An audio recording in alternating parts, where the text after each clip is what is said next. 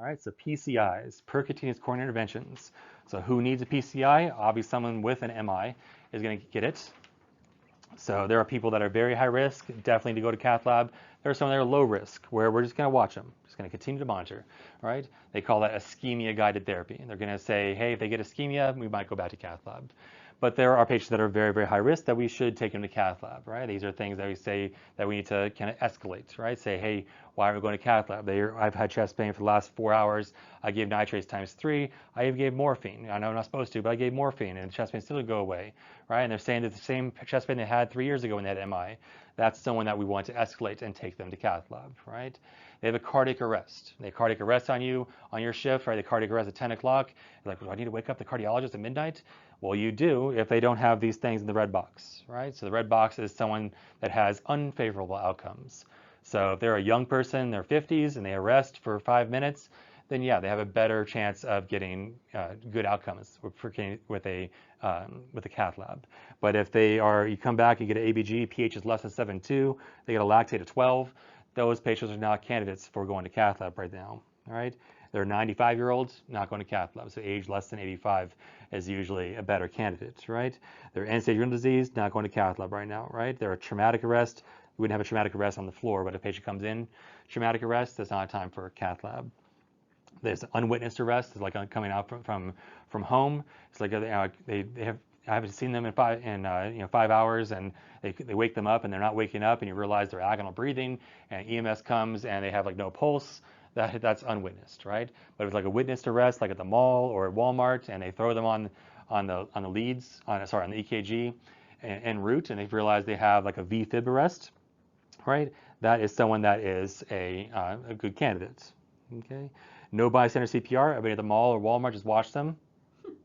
They fell. All right, so that is someone that is not a candidate. They need to have witnessed bystander CPR.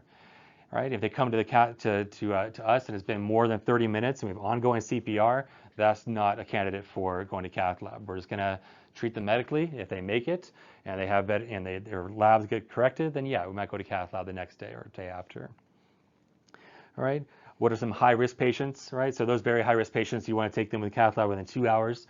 But other high-risk patients, 24 hours later, or they got a troponin change, or troponin went from 120 to 200. Well, yeah, I guess, and then no EKG changes. They're not really having a lot of chest pain. We might consider taking them later. Okay. If in-STEMI changes, we're going to take them to cath lab eventually, right? And like I said, the goal is 24 hours, but sometimes it gets delayed and delayed. And these patients with in-STEMIs actually have higher mortality than a STEMI. A STEMI has incredibly high mortality. Now, don't get me wrong, that's why we do intervene immediately. But in-STEMIs kind of get like the forgotten stepbrother, and they don't get addressed as quickly as they should. Okay.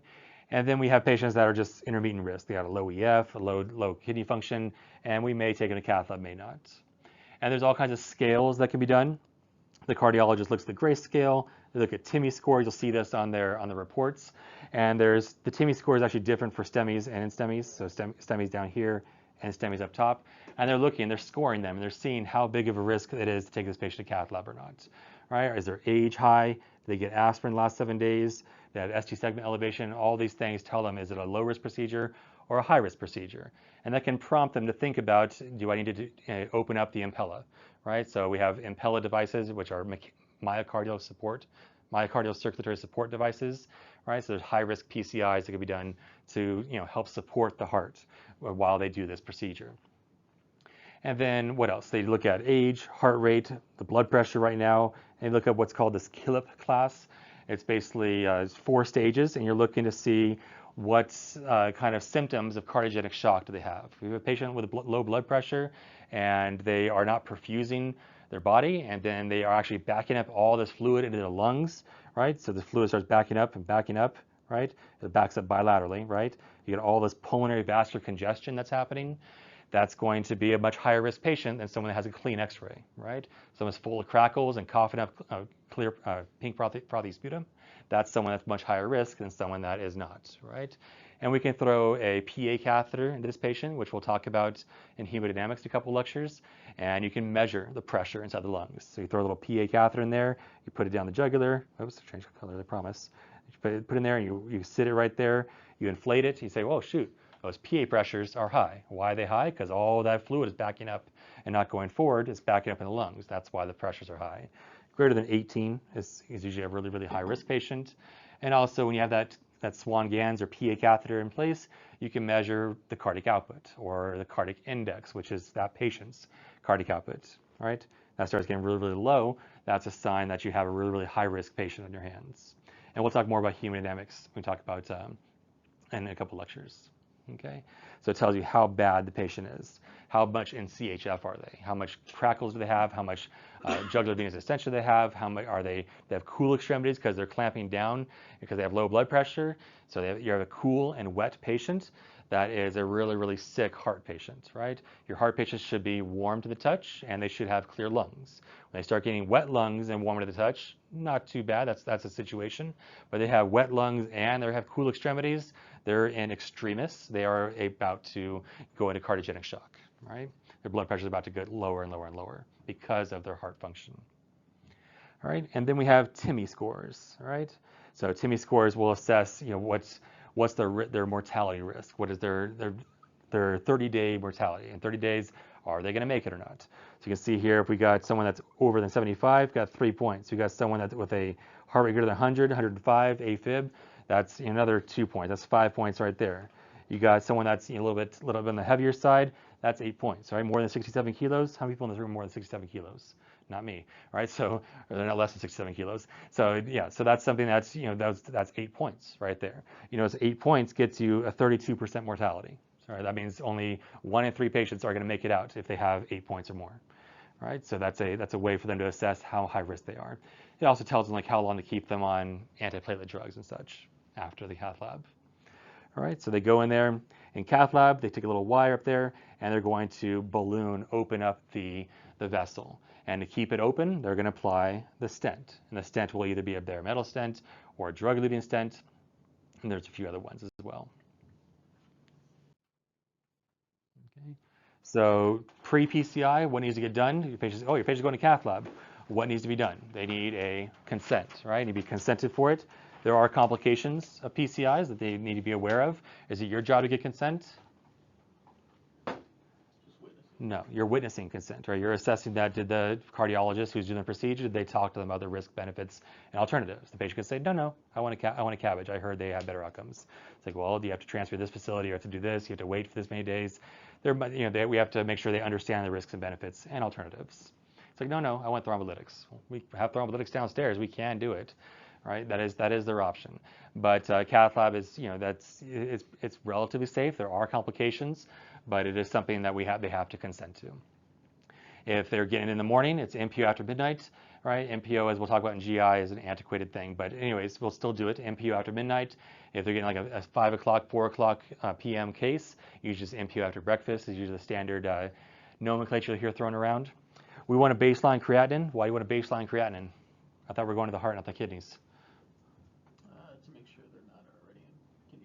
Yeah, not already in kidney failure because the contrast, which was disproven about 25 years ago, but the contrast could cause a renal insufficiency, but it's really the intervention itself that's causing this debris to fly throughout the body, and it occludes the kidneys, right? So that's something that we have to be aware of.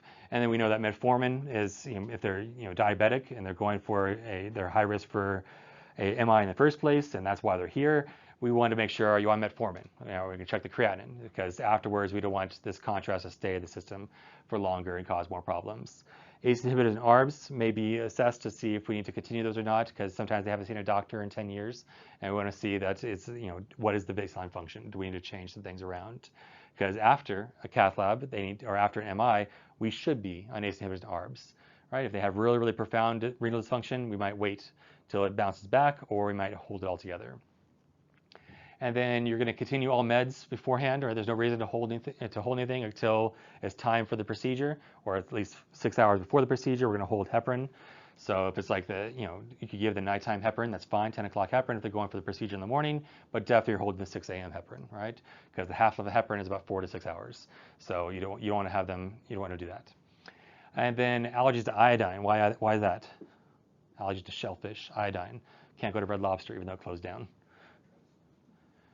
what's that? Contrast, right? So contrast is iodine based. We want to make sure they don't have an allergy. And we can give some antihistamines and steroids to avoid the inflammatory response or the anaphylactic response. And able to able to lie flat. So can they lay flat in bed? Because they're going to be flat in the cath lab suite. So that's something to assess. If a patient on really high flow oxygen, can they even lay flat for the procedure? Or they might need to be intubated for the procedure. We have to assess that pre. All right, so that's all the things we do pre. And what about post PCI? What gets done after the cath lab? They arrive in the ICU, and what is our job? So our job is any patient post-op or post-procedure, we recover, right? They don't go to PACU. The ICU recovers the patient. So we are ICU nurses slash PACU nurses. All right, so we have to know all the things that PACU nurses know as well. So we have to recover the patient. That's its own little process that you're assessing vital signs, you're assessing Aldrete scores, you're assessing pain and assessments and whatnot. But yes, for 30 minutes usually. And then we're doing neurovascular checks. And this will continue after the recovery period. And usually for at least 6 hours or so, you're going to be assessing their neurovascular, what is going on in the distal extremity from where they intervened, right? If they put a big sheath, this huge sheath inside the femoral artery, well, what happens distally is that sheath occluding the vessel and making it so my distal extremities aren't working good, right? And that's what you're assessing the nerve ability and the vascular ability distally, right? So you assess what are called the 6 Ps, right? And what are the 6 Ps of neurovascular assessment? You got pain, pallor, pulse, you got pressure, right? You got P for pins and needles, right? And you got P for cold. So that doesn't start with P, right? But it's poikilothermia. That's the other one, right? Cold extremities, right? So those are all things we're assessing distally, right? You're asking, do they, can you feel this? Let me assess your pulses. And you want to mark them with a little Sharpie, or not a Sharpie, but an indelible marker, a wound marker, so that you're not, leaving Sharpie chemicals on them.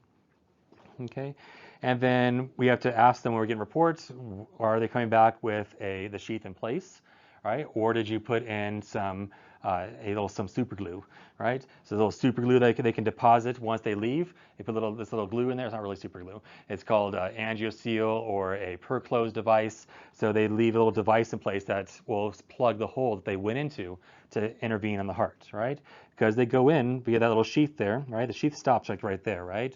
And they go in and they bring all the little tools, they go in the heart and they find the left heart or the right heart, they find the vessel they need to, and they do their thing, right? And once they do their thing, they take out all their wires and you're left with the sheath behind, right? So sometimes the sheath is taken out in cath labs. So we have to ask what are they coming back with? Because they come back with a sheath, that requires us to know how to manage the sheath and how to take out the sheath too. Okay, because we take out the sheath, we use this device called a femistop.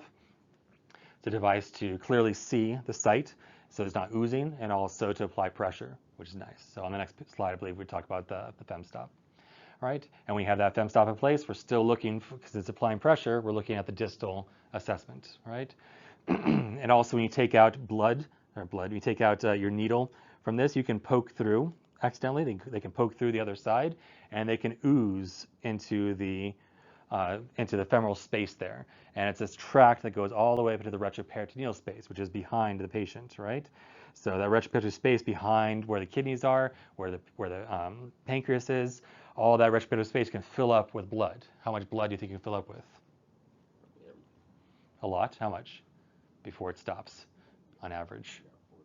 It's 4 liters of blood, right? So about 4 liters of blood can fill up behind there. You're only circling about 5 to 8 liters at one time, right? So you're circling 1 liter, you're in trouble, right? So that's something to keep track of. Is there a hematoma there after they took that out? And also you're assessing you can assess the H&H. H&H came in there 10 and now it's 7. That's not normal dilutional, low hemoglobin that might happen with like a septic patient, for instance. All right, this is someone that is actively bleeding that we have to keep track of. So the femstop, we'll talk on the next slide. Femstop, as far as how much pressure to put, the device itself, you should be done in 15 minutes, right? And it's going to stay at what's called sandbag pressure for a good an hour or two after that. All right, and then when they come back from cath lab, you want to do what's called lead-specific monitoring, where you're going to monitor the part of the heart they intervened upon, right? It doesn't make sense where you're going to look at like lead 2 and V1 when they intervene on the LAD, which is V3 through V2 through V4. What are you doing? It's like, yeah, they don't have an MI, I promise, right? How do you know? So you have to do lead-specific monitoring. If they intervened on the RCA, then yeah, 2 might be a perfect lead to monitor. But we want to be monitoring on the lead that is the one they intervened upon. And a quick clue is you look at the EKG when they came in, it's like, oh, look at that, the V5, V6 was where they had problems. I'm going to monitor V5, V6. Okay, so lead-specific monitoring, again, we're going to go deep into 12 leads to talk about which leads are appropriate leads to look at. And then IV fluids, so they shouldn't come back saline locked. That's not okay. All right, they should get some fluids, so they're flushing the kidneys. And they'll tell you it's for the contrast. It's not for the contrast. It's for all of the debris that they went in there and they're cleaning up all that junk in there. All that junk is going to make its way down to the kidneys and clog the kidneys. So we want to make sure we're flushing the kidneys at least for 12 hours, right, with IV fluids. All right, so the sheaths and A lines, just so you know the difference between a sheath and an A line, because you can have a femoral A line or you can have a femoral sheath. You can attach a little transducer to it and see on the monitor an arterial waveform, but they are not the same. They're not all created equal. A sheath is much bigger than an A line. An A line is only about 18 gauge or 20 gauge, right? Which is like a 20 gauge IV, right? That's how big it is. Whereas a sheath is much bigger. So right? Usually about 12 French or so on a bigger one, right? Usually around 10 French is what they're doing for sheaths. So you can see here, this is comparing our millimeters versus our, what is this? This is our French down here, or sorry, our gauge down here, and our French over here. So there's all kinds of different systems, right? When you put like a 22 French catheter in place, is that a big French catheter? Like a for Foley? All right, usual 16, right? You put a 22 in, is that bigger or smaller? That's bigger, it's much bigger, right? So same thing, like a 7 French central line versus a 10 to 12 French sheath, right? These are bigger devices, right? And there is an equivalency, right? If you look at like a 20 gauge, what is 20 gauge equivalent to? It's like 2.5, 3 French, right? So you're going from 3 French to 12 French. So it's at least 3 to 4 times bigger than a regular arterial line. So arterial line, you just pull out and apply pressure, done, right? Or a sheath, it's a huge hole you've left inside the artery. You have to do a proper process to take out a sheath, right? And if you want to keep the sheath in place, which they sometimes do, you have to make sure that it is getting heparinized, because this is a big device, a foreign device inside the body. You don't want your body to start forming clots on it, and then you start losing flow to the distal extremities. So we have to heparinize it, right? We give heparin through that thing if they're going to keep it in place. If you have, and we used to heparinize everything, but we only heparinize things that are big and can clot off. Everything else, like an arterial line, you'll see these bags hanging, they just have saline, and that's adequate. And we'll talk about this more when we talk about hemodynamics and setting up A lines and whatnot. Okay, so again, sheaths are bigger than A lines, right? They should be heparinized, and it's not the same heparin that you use for a heparin drip, like an IV heparin drip for someone with a PE or ACS. It is much more dilute, right? It's about 2 units per cc, so that's the one you're asking for, and it's intra-arterial if it's arterial sheath, because sometimes you can have 2 sheaths in place. Like, oh, why are there 2 here? What's going on? Do they have 2 arteries down there? No, it's one is arterial and one is venous. Okay. And we're trained to take out these sheaths. But if we're going to keep it in place, we're going to maintain them. You can't just maintain them with a TKO, and you can't just maintain them with just saline. They're big devices. We don't want the body clotting off. As far as TKO is concerned, this sidearm over here, you definitely have fluid running through it. That's going to keep the sheath nice and patent as well, right? So anytime a patient comes back and they're just like hep-locked, or this guy is turned off, you need to make sure there's fluids going through the sidearm at all times, whether it be a cordis sheath with a swan or a transvenous pacer needs to have that sidearm infused with at least 20 cc's an hour of fluid so that sheath stays patent, right? And then of course the heparin is given to make sure that we have no clots forming on this catheter. Okay, Impella device uses a different concentration of heparin, and the one we're used to is the 100 units per cc when we give it IV. Right, you can see how it's much stronger when we give the IV form compared to just a sheath, which is like 2 units per cc. Okay, if they have a heparin allergy, we do have alternates that we can give to avoid any kind of drop in their platelets because of a heparin allergy. Okay, so removing a sheath, how does this happen? Well, first you got to think about complications. All right, so complications are you could get the hematoma developing. All right, blood starts oozing into the spot there, and it starts forming a hematoma. So you have to, when the patient goes to the cath lab, you have to start, you're palpating and you're assessing, is there any swelling going on there, right? It might not be bruised right away, but it will develop into a bruise. All right, so we want to make sure that it is nice and soft. If it is hard, you want to make sure that it is demarcated, so it's not growing in size. So you want to let the cardiologist know, because otherwise you'll get blamed for it, right? So, oh, they can't take care of my sheaths. No, it's like, no, they came back. There's already hematoma there, right? And when we're pulling these things out, we're using fem stops, right? This device right here, so that we are avoiding the formation of hematomas, and we're avoiding any kind of retroperitoneal bleed that might happen. Okay, so we want to make sure that we are assessing the site afterwards, that it's not oozing, it's not getting hematoma, there's not bruising occurring. And of course, you assess the baseline. So how my pulse is at baseline. So the one leg with the sheath might already have like a reduced pulse. So you want to make sure you know what that is. You don't like pull the sheath. Oh shoot, this is why I got a reduced pulse over here. Oh, I'm calling up the cardiologist. Right? You want to make sure that you know what they are at baseline. And they might be like a diabetic with all kinds of neuropathies, might not be able to feel in the first place. So you want to make sure you know what they can and can't do at baseline. And then assess, is there hematoma already? Is there bruising already? That way, in 6 hours, if that bruising is worse, was that there already, right? And BP, right? If you have a little hole right here, if you have a higher BP, that's going to cause a higher flow of blood through that hole. So we've got to make sure blood pressure is under control as well, especially before we pull this sheath, because you don't want them to have like a blood pressure of 170 and you're pulling this big hole, making a big sheet out of the artery, and now they have a huge hole in the artery, right? That's at least like 10 millimeters wide. That's not good, right? Probably less than that. All right, so BP, all right, higher BP, more risk of bleeding. And also when they go to cath lab, they get all kinds of a huge smorgasbord of antiplatelets and anticoagulants. So we want to make sure that they are within normal range coagulation-wise before we pull out this sheath. Right? They give heparin in the cath lab. They'll give GP2B, 1A3A inhibitors. They'll give all kinds of fun stuff to keep the patient anticoagulated while they're intervening. All right?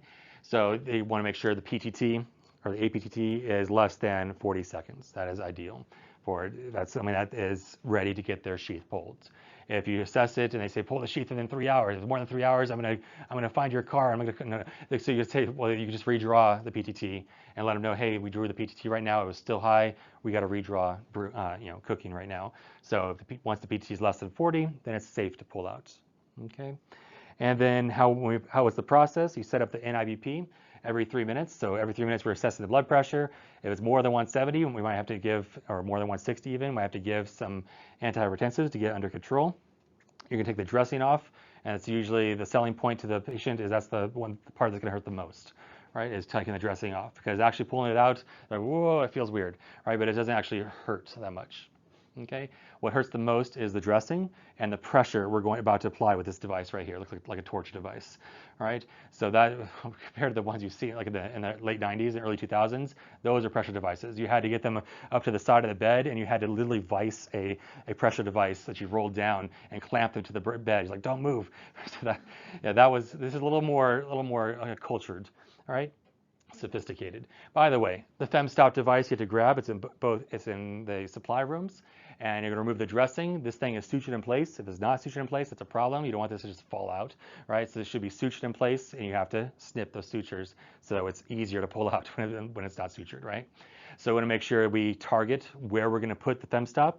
It's going to go up and in, all right? So go up, and it's go medial, right? So it's 1 centimeter up, 1 centimeter in. So it's like a finger breath. That's how much you're moving it. Okay, and why is that? Because our arteries don't go up and down; they go inward, right? So we want to make sure that we are going up and in. All right, that's the idea. And why are you going up? Why not just go over where they inserted it?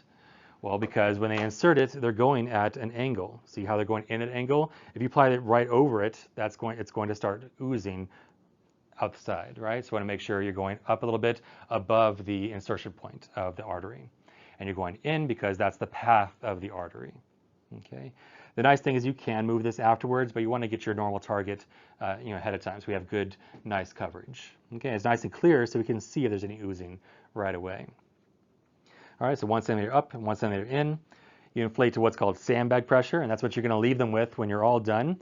You're going to leave them at sandbag pressure. And usually about an hour or two is all you need to leave it afterwards, and that's usually a good, adequate hemostasis will occur after that amount of time. It used to be where you had to keep them, flat for 3 hours at the fem stop, and then in 6 hours we'll raise you 10 degrees, and then in 3 days we let you get out of bed. It's now it's 1 hour and you're up on your own. You're good to go. Okay, so yeah, so you're going to inflate at 50 millimeters of mercury, and then now it's time to pull. All right, but you're not just going to pull it; it's a whole process. So you're going to inflate this thing. It creates some dexterity. You feel like you need 6 hands to do this, right? So you're going to inflate, and then you're going to pull the catheter as you inflate.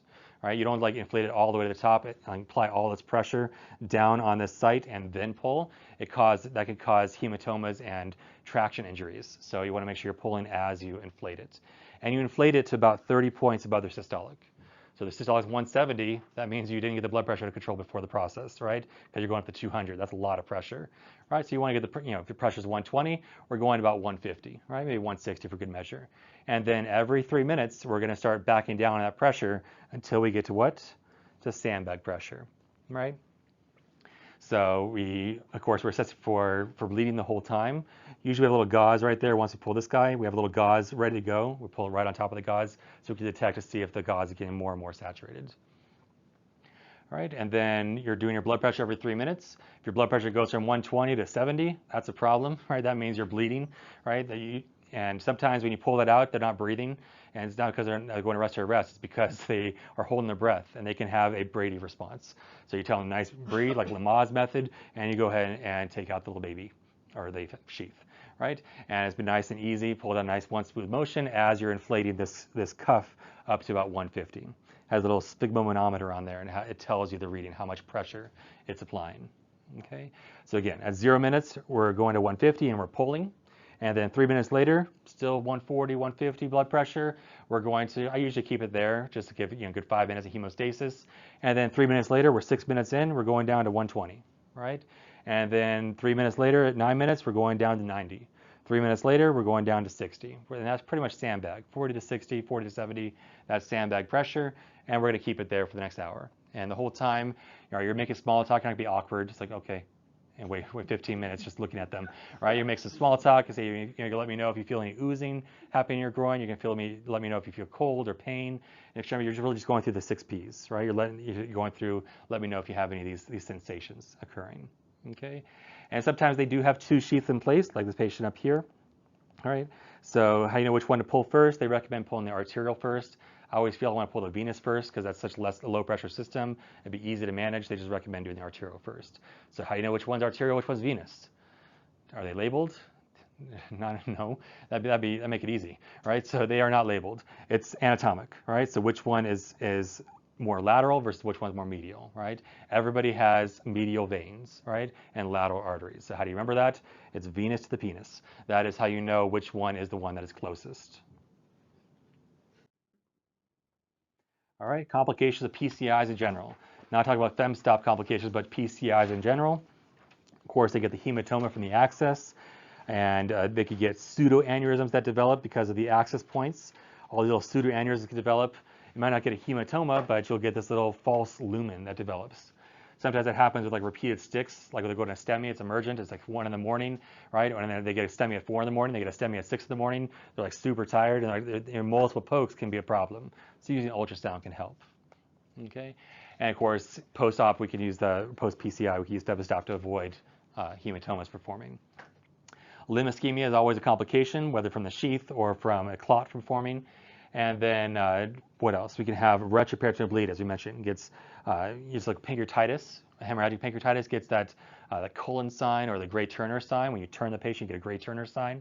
That's just for retroperitoneal hemorrhage. So it's the same symptoms if you have a cath lab patient. You turn them over and you see that they have 4 liters of Code Red Mountain Dew inside their, inside the retroperitoneum.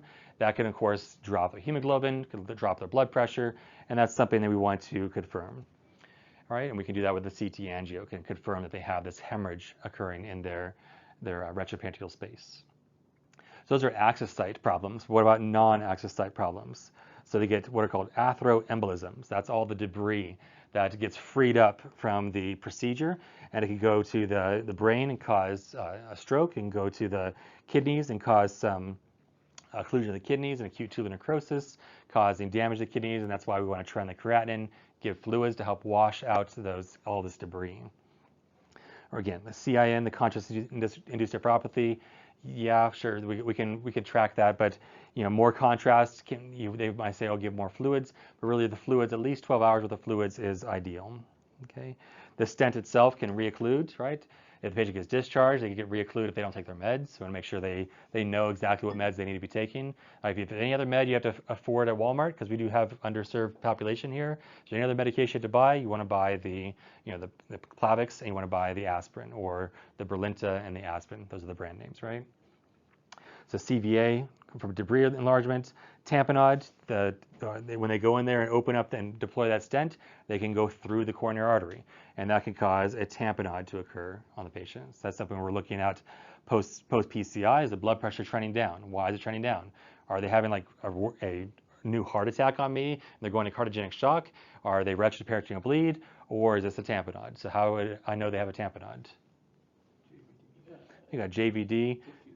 And they got a low blood pressure, and then we can do an X-ray. You might see some widened heart compared to before, but usually an echo is the best thing we can look at. You can clearly see on the echo the space of blood that's around the heart, right? And infections can occur with the closure devices. So again, the 6 Ps we talked about, those guys, you're looking for paralysis, pain, a pulseless extremity, you have pallor, paresthesias, and perishingly cold, or poikilothermia, or cold extremity. These are things that tell you that they're having a blockage due to the sheath itself, or maybe worst case scenario, a debris from the clot from the heart, or from the atheroma from the heart. Okay, and here's our tamponade sides down here.